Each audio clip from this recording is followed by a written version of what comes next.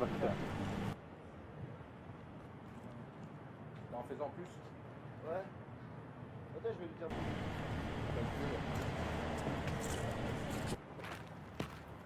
Il va rester en dessous, c'est super simple. Merci.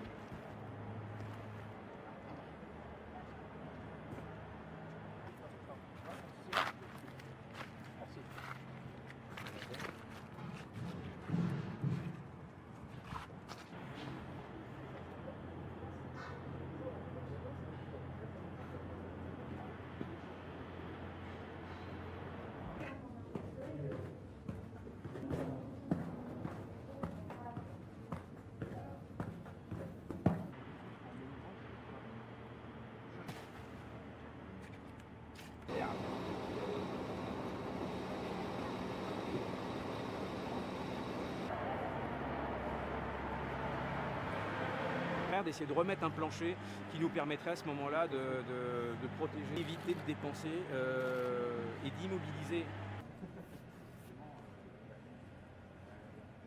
On est en train de faire là-dessus. C'est-à-dire qu'en fait, il y a une photo régulièrement. Et bon, on voit que le sol a quand même été avec le choc, c'est un petit peu tassé, mais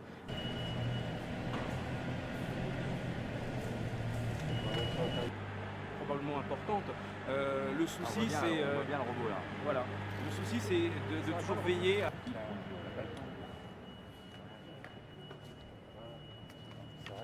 Et là, ça peut être que des robots, puisque c'est dangereux. On risque d'avoir des chutes de pierres encore des routes.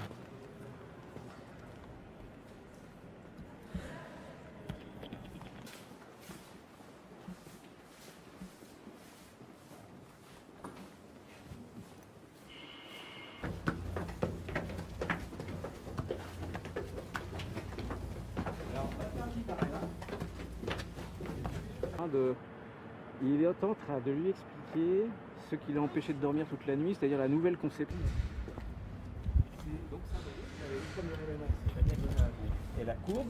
Deuxième élément, c'est l'espèce de tabouret. Après, c'est en automatique. C'est très spectaculaire, évidemment. C'est à la fois vraiment enthousiasmant de voir à quelle vitesse les entreprises et les équipes du ministère de la Culture ont travaillé pour sécuriser Notre-Dame. On voit que c'est pas encore terminé, mais enfin en 3 mois, c'est quand même très spectaculaire. Puis en même temps, le cœur du drame, si je puis dire, là où était la flèche, avec cet effondrement de la voûte et toutes ces carcasses encore d'échafaudage, de charpentes, de toits qui sont là et qu'il va falloir retirer. Et on mesure encore le travail considérable qu'il y a à faire pour s'assurer de la sécurité de la voûte.